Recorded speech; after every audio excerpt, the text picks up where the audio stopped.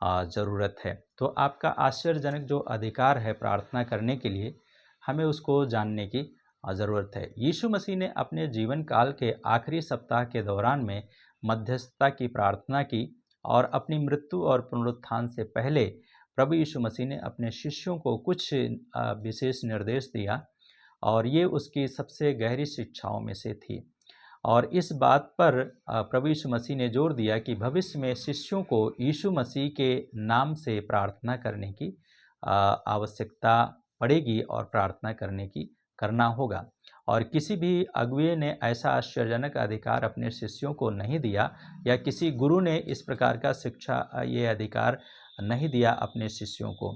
और इस अधिकार को यीशु मसीह ने अपनी महिमा के लिए और अपने राज्य की प्रगति के लिए प्रयोग करना संभव बनाने में हमें यीशु मसीह के राज्य में प्रगति करना, उसके नाम की महिमा करने के लिए, हमें उसके नाम का प्रयोग करने के लिए और उसके कार्यों को संभव बनाने के लिए हमें 3 प्रश्नों का उत्तर जानने की ज़रूरत है। और यहूदी विचार के अनुसार नाम का जो अर्थ होता है वो है यीशु के नाम में प्रार्थना करने का क्या अर्थ होता है।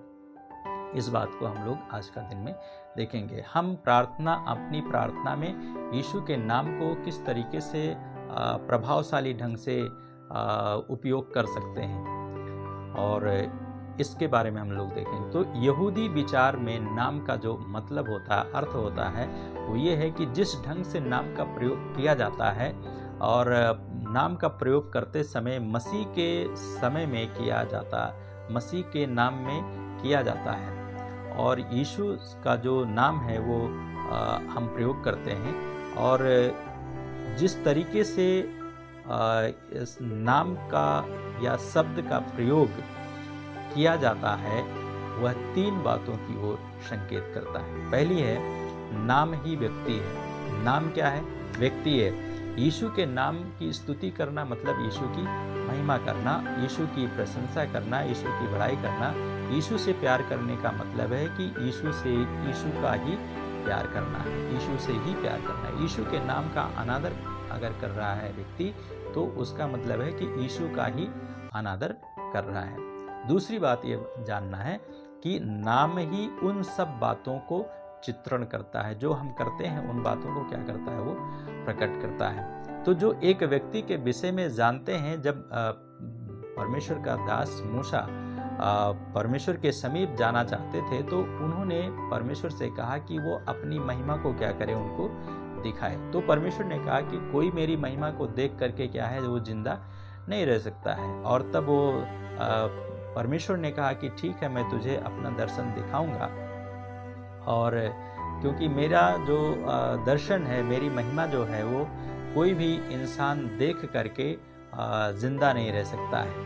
तो हमें और आपको इस बात को जानने की आवश्यकता है कि हम परमेश्वर के वचन, परमेश्वर की महिमा को देख करके हम जीवित नहीं रह सकते हैं।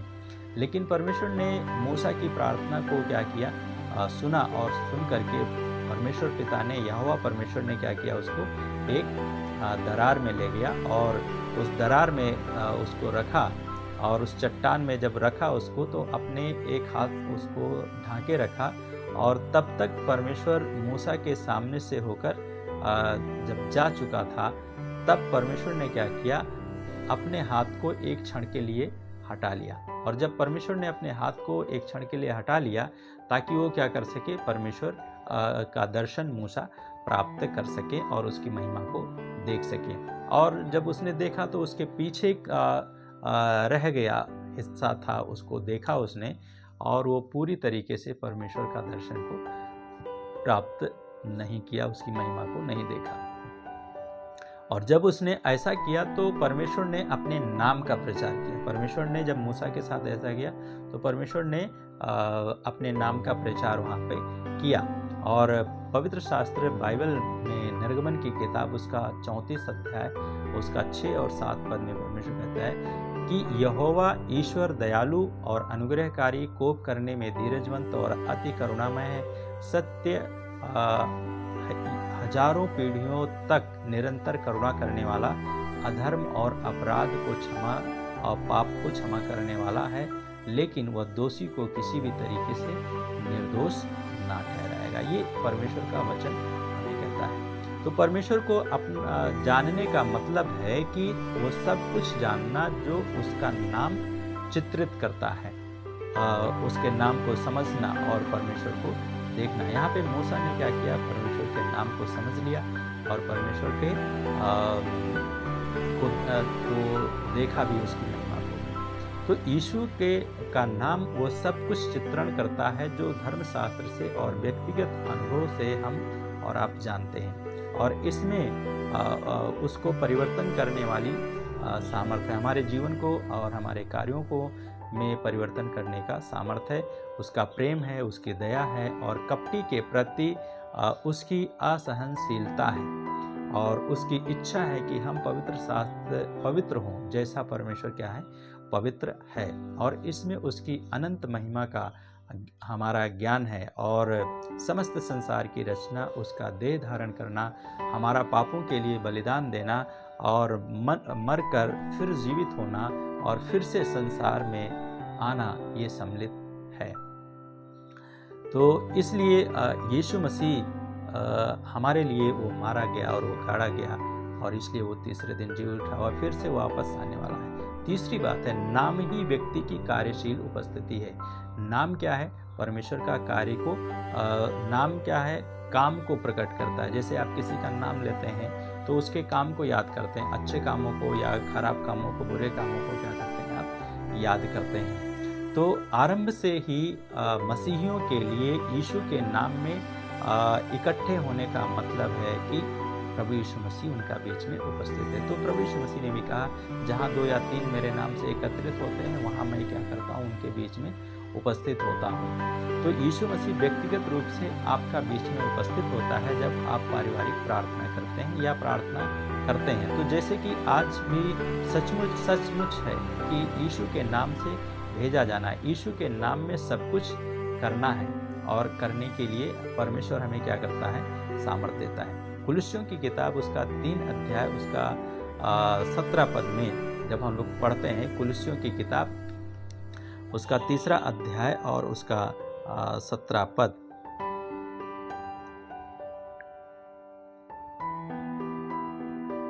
यहाँ पे इस प्रकार से लिखा है,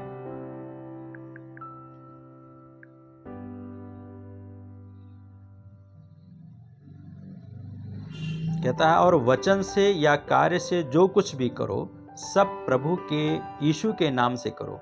वचन से या काम से जो कुछ भी करो, क्या करो, प्रभु यीशु के नाम से करो, और उसके द्वारा पिता परमेश्वर का धन्यवाद करो। तो हमें परमेश्वर का धन्यवाद करना है और उसके नाम से ही क्या करना है, प्रार्थना करना है। इसका मतलब है कि यीशु के अधिकार से कार्य करना और उसके चरित्र को, अर्थात उसके कार्य को, उसके चरित्र चित्रों को क्या करना है, हमें प्रकट करना है। आज जब हम यीशु के नाम से कार्य करते हैं तो हम विश्वास करते हैं कि हम अकेले कार्य नहीं करते हैं, लेकिन यीशु मसीह क्या कर है, हमारे साथ मिलकर के कार्य करता है। परंतु यीशु हमारे साथ है, और यद्यपि हमारी आंखों में वो अदृश्य है, दिखाई नहीं देता है, लेकिन फिर भी परमेश्वर क्या करता है, हमारे साथ और आपके साथ मिलकर यीशु कार्य करते हैं। आगे है कि यीशु के नाम में प्रार्थना का अर्थ। अब देखेंगे आपका अचानक अधिकार या आपका विस्मयकारी अधिकार, आश्चर्यजनक अधिकार के बारे में कि यीशु के नाम में प्रार्थना का अर्थ क्या है। तो यीशु के नाम में प्रार्थना का मतलब क्या है, उसके बारे में हम लोग देखेंगे। तो यीशु के नाम में प्रार्थना करने से पहले हमें कुछ चीज़ों को जानने की ज़रूरत है और हमें अपने जीवन में अपने विचार में रखने की ज़रूरत है। पहली बात है, यीशु के नाम में प्रार्थना तभी संभव है जब आप यीशु मसीह में हैं। जब आप यीशु मसीह में हैं तभी आप जो है प्रार्थना कर सकते हैं, अन्यथा आप प्रार्थना नहीं कर सकते हैं। तो प्रभु यीशु मसीह ने कहा कि जो कुछ तुम मेरे नाम से मांगोगे वही मैं करूँगा, कि पुत्र के द्वारा पिता की महिमा हो।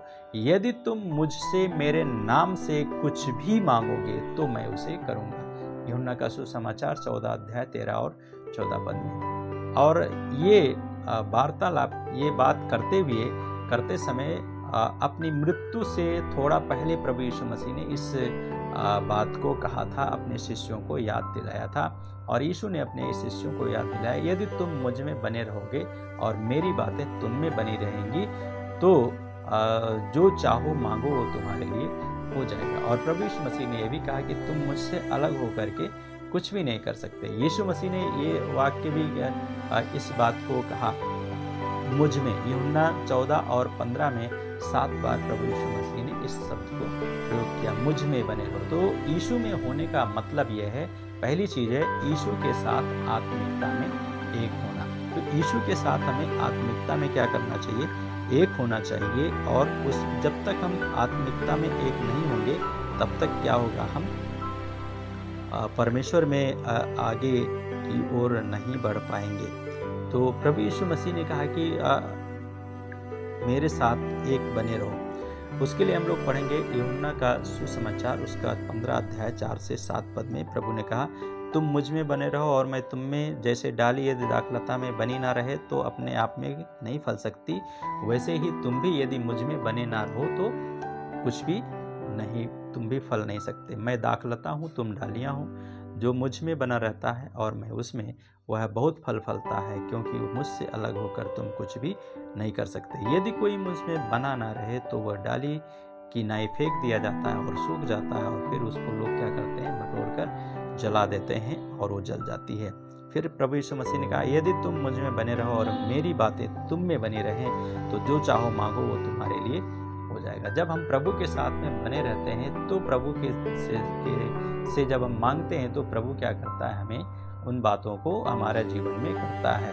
और दूसरी बात हमें ये जानने की जरूरत है कि मैं दाखलता हूँ, जैसा अभी हमने पढ़ा यूहन्ना 15 का 4 में। तीसरी बात हमें जानना है कि यीशु के प्रेम में हमें क्या करना है, बने रहना है। और प्रेम में बने रहने का जो विषय है वो यूहन्ना 13 से 16 के बीच में हम लोग पढ़ते हैं कि आपस का जो प्रेम होना चाहिए वो आवश्यक है। यदि हमें कुछ प्राप्त करना है तो इसके उत्तर में कोई कार्य करना आवश्यक है। और प्रभु ने कहा कि मैं तुम्हें एक नई आज्ञा देता हूँ। यूहन्ना 13 का 34 में प्रभु ने कहा, मैं तुम्हें एक नई आज्ञा देता हूँ कि तुम एक दूसरे से क्या करो, प्रेम करो। और यदि हम प्रेम नहीं करते हैं तो हम उसकी संतान भी नहीं हो सकते हैं। आप यीशु को प्रेम नहीं कर सकते हैं जब तक कि आप उसकी संतान से प्रेम ना करें। तो हमें उस परमेश्वर से भी प्रेम करना है, उसके लोगों से भी प्रेम करना है। यीशु को प्रेम करना ही उसके प्रति आज्ञाकारी होना है। यदि आप प्रेम करते हैं तो यीशु में आप बने रहेंगे। चौथी और पांचवी बात इसमें है कि यीशु आपका बीच में जीवित है। यीशु मसीह क्या है, हमारा और आपका बीच में जीवित है। जब हम यूहन्ना का सुसमाचार 14 अध्याय उसका 20 पद पढ़ते हैं तो यहाँ पे इस प्रकार से लिखा है कि उस दिन तुम मुझे जानोगे कि मैं अपने पिता में हूँ और तुम मुझ में हो और मैं तुम में हूँ। ये प्रभु यीशु मसीह अपनी मृत्यु के बाद जी उठने की बात को यहाँ पे प्रकट करते हैं। तो प्रभु यीशु मसीह ने कहा, उस दिन तुम मुझे क्या करोगे, जानोगे। और 15 का 4 और 5 पद में भी प्रभु यीशु मसीह ने यही बात कहा कि तुम मुझ में बने रहो और मैं तुम में। जैसे यदि डाली दाखलता में बनी ना रहे तो अपने आप से नहीं फल सकती, वैसे ही तुम भी यदि मुझ में बने नहीं रहोगे तो अपने आप से कुछ भी नहीं कर सकते हो। और प्रभु यीशु मसीह ने कहा कि मैं दाखलता हूँ, तुम डालियाँ हो, और जो मुझ में बना रहता है और मैं उसमें, वह बहुत फल फलता है, क्योंकि मुझसे अलग होकर तुम कुछ भी नहीं कर सकते। तो हमें प्रभु के साथ में बने रहने की आवश्यकता है। छठी बात है, पवित्र आत्मा आपके जीवन में निवास होना चाहिए। पवित्र आत्मा का आपका जीवन में क्या होना चाहिए, निवास होना चाहिए। यदि आपका जीवन में पवित्र आत्मा नहीं है तो हम परमेश्वर से प्रार्थना करके कुछ भी प्राप्त नहीं कर सकते हैं। तो इसलिए हमें इस बात के लिए प्रार्थना करने की जरूरत है। तो यूहन्ना का सुसमाचार उसका 14 अध्याय और उसका 15 से 18 पद, प्रभु यीशु मसीह ने यहाँ कहा कि मैं तुम्हें अनाथ ना छोड़ूंगा, मैं तुम्हारे पास आता हूँ। और थोड़ी देर रह गई है, फिर संसार मुझे ना देखेगा, परंतु तुम मुझे देखोगे, इसलिए कि मैं जीवित हूँ और तुम भी जीवित रहोगे। उस दिन तुम जानोगे कि मैं अपने पिता में हूँ और तुम मुझ में हो और मैं तुम में हूँ। ये प्रभु यीशु मसीह ने कहा। तो पवित्र आत्मा आपका जीवन में निवास होना चाहिए, और ये निवास तभी होगा जब हम उसमें बने रहेंगे। सातवीं बात है यहाँ पे कि मसीह के शब्दों में बने रहना। प्रभु यीशु मसीह ने कहा कि 15:7 में प्रभु यीशु मसीह ने कहा इस बात को कि यदि तुम मुझ में बने रहोगे, तो हमें उसमें बने रहने की ज़रूरत है, और परमेश्वर की बातों, यीशु मसीह की बातें हमारे अंदर बनी रहनी चाहिए। तब जब हम जो कुछ मांगेंगे, परमेश्वर क्या करेगा, वो हमें देगा। तो इसलिए हमें इन बातों को क्या करना चाहिए, ध्यान देने की ज़रूरत है। तो यीशु के नाम में प्रार्थना करने की हमारी योग्यता पर निर्भर करती है कि हमारा संबंध यीशु मसीह के साथ में है या नहीं। अगर हमारा संबंध यीशु के साथ नहीं है तो हम क्या है, हमारी प्रार्थना सुनी नहीं जाएगी। दूसरी बात है कि यीशु के नाम में प्रार्थना करना उसके स्वभाव के अनुरूप होता है। यीशु के नाम में प्रार्थना करने का मतलब है उसके स्वभाव में प्रार्थना करना। तो यूहन्ना 13 अध्याय में उदाहरण दिया गया कि यीशु ने एक सेवक के रूप में क्या किया, अपने शिष्यों का क्या किया, पैर धोया। तो प्रभु यीशु मसीह का जैसा तुम सत्य को जानते हो उसी के अनुसार चलना भी चाहिए, और जब आप आनंद से उसकी इच्छा पूरी करते हो और मसीह को अपने जीवन चरित्र से प्रकट करते हो, तो आप यीशु के नाम में प्रार्थना कर सकते हैं। तो हमें यीशु के चरित्र को अपने जीवन में क्या करना, स्वभाव को, यीशु के स्वभाव को हमारे जीवन में प्रकट होना चाहिए। तीसरी बात है, यीशु के नाम में प्रार्थना करना, उसके पक्ष में प्रार्थना करना। जब हम प्रभु के नाम से प्रार्थना करते हैं, यीशु के नाम से, तो उसके पक्ष में हमें क्या करना है, प्रार्थना करने की आवश्यकता है। तो आपकी अभिलाषा यीशु की अभिलाषा होनी चाहिए। आपकी लालसा जो है यीशु की लालसा बन जानी चाहिए, और यीशु की लालसा के साथ में क्या होना चाहिए, मेल खाना चाहिए, और यहाँ तक हो जाना चाहिए कि आपके सारे निवेदन प्रभु की आत्मा में ही हो, और ये होना चाहिए कि तेरी इच्छा पूरी हो। जिस प्रकार से मत्ती 6:10 में प्रभु यीशु मसीह ने प्रार्थना में सिखाया और कहा कि तेरी इच्छा पूरी हो, मेरी नहीं परंतु तेरी इच्छा पूरी हो।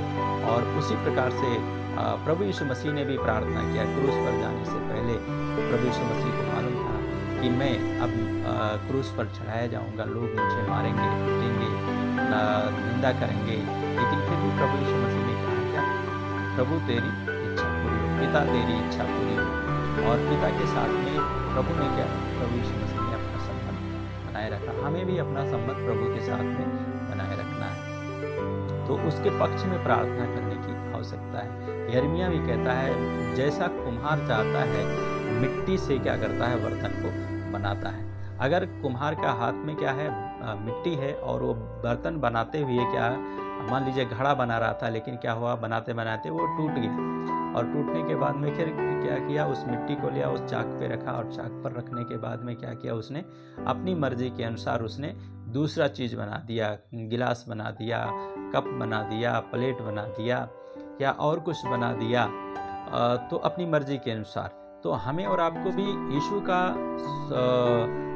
पक्ष में प्रार्थना करने के लिए, हमें उसकी इच्छा में बने रहने के लिए हमें क्या करना है, अपने आप को प्रभु के हाथों में पूरी तरीके से सौंप देना है। जब हम प्रभु के हाथों में सौंप देते हैं तो प्रभु हमारे साथ होकर हमारी सहायता करते हैं, और हमारी प्रार्थना को, हमारी लालसा को क्या करते हैं, वो पूरा करते हैं। लेकिन वही मिट्टी का जो कच्चा मिट्टी का बर्तन है वो पक जाता है। पकने के बाद में उसको क्या किया जाता है, फिर उसको फोड़ दिया जाता है, और फिर वो मिट्टी में भी अच्छा से नहीं मिलता है, उसमें रवा हो जाता है, और वो मिट्टी में काफ़ी सालों के बाद में भी नहीं मिल पाता है।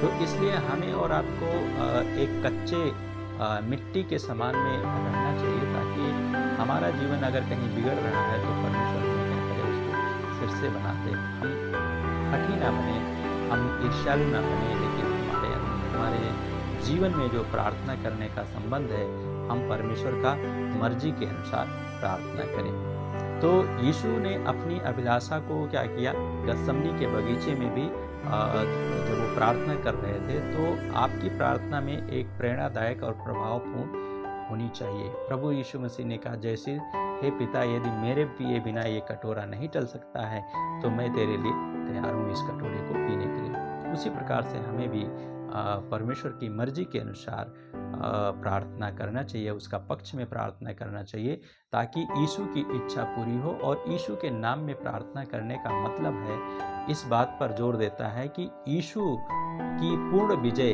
हुई, इस संसार में प्रकट हुआ और हमारे और आपका जीवन में भी वो प्रकट होता है। चौथी बात है, तो क्या आप परमेश्वर का पक्ष में होकर के प्रार्थना करते हैं या विपक्ष में होकर के प्रार्थना करते हैं? ये आपके लिए सवाल है। चौथी बात है, यीशु के नाम में प्रार्थना करना उसके नाम का अपने पहचानकर्ता के नाम का उपयोग करना है। उसके नाम का अपने पहचानकर्ता के नाम का उपयोग करना है। और परमेश्वर का वचन कहता है कि परमेश्वर के सत्य का ये पहलू है। और यूहन्ना का सुसमाचार 14 अध्याय 13 और 14 पद में प्रभु यीशु मसीह ने कहा, जो कुछ तुम मेरे नाम से मांगोगे, ये पहचान हमारा होना चाहिए। यीशु के नाम से हमें मांगना है कि वही मैं करूँगा कि पुत्र के द्वारा पिता की महिमा हो। यदि तुम मुझसे मेरे नाम से कुछ मांगोगे तो मैं उसे करूँगा। तो परमेश्वर हमें हमारे जीवन में कार्य करने के लिए तैयार है और हमें हमारा जीवन में कार्य वो करता है। और जब आप प्रार्थना में पिता परमेश्वर के पास जाते हैं, तब यीशु आपका संदर्भ या पहचान करता होता है कि हाँ, यीशु के नाम से प्रार्थना की जा रही है।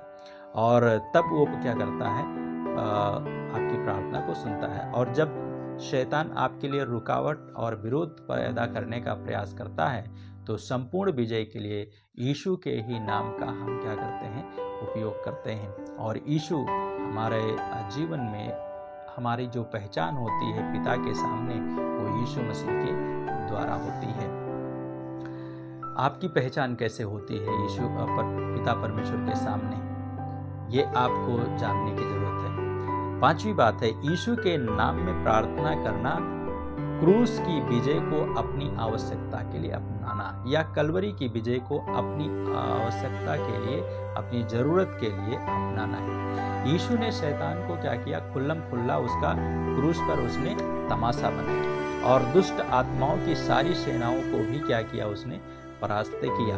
और जो विधियों का लेख था उसको भी क्या किया, प्रभु यीशु मसीह ने क्रूस पर कीलों से जड़ करके हमारे सामने से हटा दिया। तो शैतान एक हारा हुआ शत्रु है और वो अवैध तरीके से क्या करता है, हमारे ऊपर, आपके ऊपर अधिकार करना चाहता है, हमें और आपको डराना चाहता है, हमें और आपको धोखा देना चाहता है। लेकिन वो ये भी जानता है कि वो युद्ध को हार चुका है और वो हारा हुआ शैतान है, और हारा हुआ शैतान हमारे पैरों के नीचे है। तो एक गीत को भी हम लोग गाते हैं कि यीशु ने शैतान को क्रूस पर हराया है, हारा हुआ शैतान मेरा जूतों के नीचे, और उसको मैंने यीशु के नाम से क्या किया है, शैतान को जूतों से मारा है। तो हम यीशु के नाम से जब शैतान को मारते हैं तो शैतान को चोट लगती है। हम और आप नहीं देखते हैं, लेकिन वो खुद घायल होता है और वो रोता है, चिल्लाता है, तड़पता है। और क्यों? क्योंकि प्रभु यीशु मसीह ने पहले ही क्रूस पर क्या किया है, युद्ध को जीत लिया है। अब युद्ध हमारा जो है, परमेश्वर खुद जब जीता हुआ प्रभु हमारे साथ है, तो हम विजय को प्राप्त कर सकते हैं।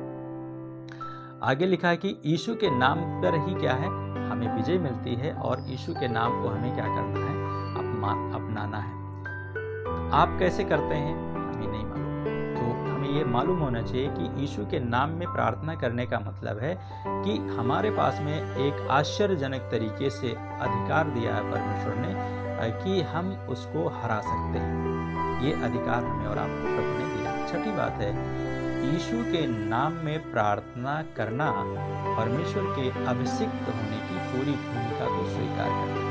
यीशु के नाम में प्रार्थना करने का मतलब है कि हमें ये स्वीकार करना है कि हम पूरी तरीके से, परमेश्वर ने हमें क्या किया है, अभिषेक किया है, हमें क्या किया है, बुलाया। ये छठी बात है। तो परमेश्वर ने हमारा भविष्यवक्ता है वो, और भविष्यवक्ता होने के लिए है हमारा, और वो हमारा सलाहकार भी है, हमारा अगुआ भी है, और परमेश्वर ने हमें याजक होने के लिए, प्रार्थना करने के लिए बुलाया है। और जब आप प्रार्थना करते हैं, हम और आप प्रार्थना करते हैं, वह आपकी प्रार्थना पर क्या करता है? आमीन बोलता है। जब हम लोग प्रकाशित वाक्य उसका 3 अध्याय उसका 14 पद पढ़ते हैं, तो फिलाडेल्फिया की कलीसिया को लिखा गया है कि जो आमीन और विश्वास योग्य है। तो प्रभु हमारा क्या है? आमीन और विश्वास योग्य परमेश्वर है। और फिर कहता है और सच्चा गवाह है, और परमेश्वर की सृष्टि का मूल कारण है। वो ये कहता है मैं तेरे कार्यों को जानता। तो परमेश्वर हमारे काम को भी जानता है, और इसलिए हमें परमेश्वर के कामों को अपने जीवन में याद करना है। तो परमेश्वर जो है हमारी प्रार्थना पर आमीन करता है। ये एक अभिषिक्त सेवक और सेविका को, एक विश्वासी को मालूम होना चाहिए कि हम परमेश्वर का क्या है? एक अभिषिक्त जन है, और परमेश्वर ने हमें अभिषिक्त किया है। परमेश्वर ने हमें बुलाया है। किसी पास्टर ने आपको नहीं बुलाया है, परमेश्वर ने आपको बुलाया, और परमेश्वर ने आपका अभिषेक किया है, और आप परमेश्वर का अभिषिक्त जन है। और दूसरा कुरिन्थियों 1 अध्याय 20 पद में लिखा है, क्योंकि परमेश्वर की जितनी प्रतिज्ञाएं हैं वे सब उसी में हाँ के साथ हैं, इसलिए उसके द्वारा आमीन भी हुई कि हमारे द्वारा परमेश्वर की महिमा हो। तो परमेश्वर की जो प्रतिज्ञाएं हैं, जो प्रभु ने कहा मांगो तो दिया जाएगा, ढूंढो तो पाओगे, अब तक तुमने मेरे नाम से कुछ नहीं मांगा, मांगो तो जब हम मांगते हैं तो परमेश्वर क्या करता है? हमें अभिषेक करने के द्वारा हमें हमारा पहचान बनता है जब, तो परमेश्वर हमारी प्रार्थना को भी सुन करके उत्तर देते हैं। तो राजा होने पर वह आपका सर्वसत्ताधारी प्रभु है, और जैसे आप उसके नाम में प्रार्थना करते हैं तो परमेश्वर आपके भविष्य सूचक निर्देश को अपनाते हैं, और उनकी याजकीय विनती अपनी प्रार्थना के द्वारा उसका राजकीय उत्तर अपनी प्रार्थना के लिए हम क्या करते हैं? अपनाते हैं।